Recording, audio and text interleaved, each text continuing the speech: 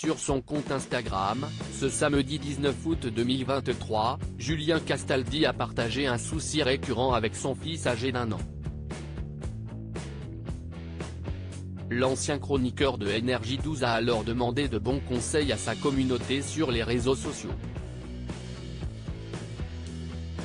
Fils de l'animateur télé, Benjamin Castaldi, Julien a tenté de se faire un prénom dans l'industrie audiovisuelle.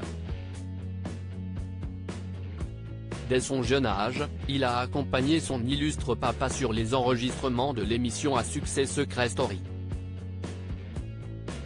Cette expérience lui a permis d'obtenir une vision éclairée sur les coulisses d'un programme de télé-réalité.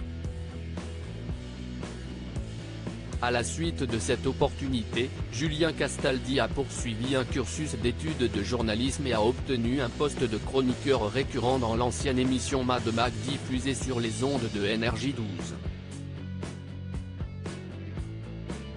Depuis quelques années, l'homme de 26 ans partage très régulièrement ses actualités sur la toile, comme notamment la naissance de son fils Elio, né le 15 juillet 2022, de ses amours avec sa compagne Chiara. Ce samedi 19 août, Julien Castaldi s'est emparé de son compte Instagram pour dévoiler ses interrogations de jeunes parents. Pourquoi mon fils quand il n'est pas content ou frustré d'un nom?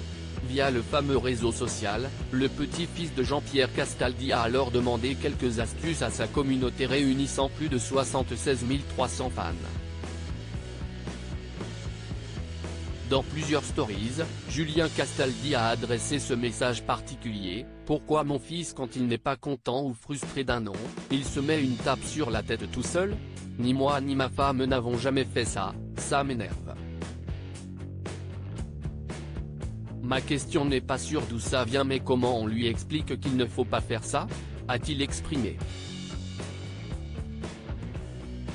Dans la seconde partie du message, le papa d'Elio a continué avec de plus amples explications: je lui prends les mains et je lui dis Elio, on ne se tape pas, tu peux pleurer mais pas te taper, mais ça ne marche pas, ça me rend dingue.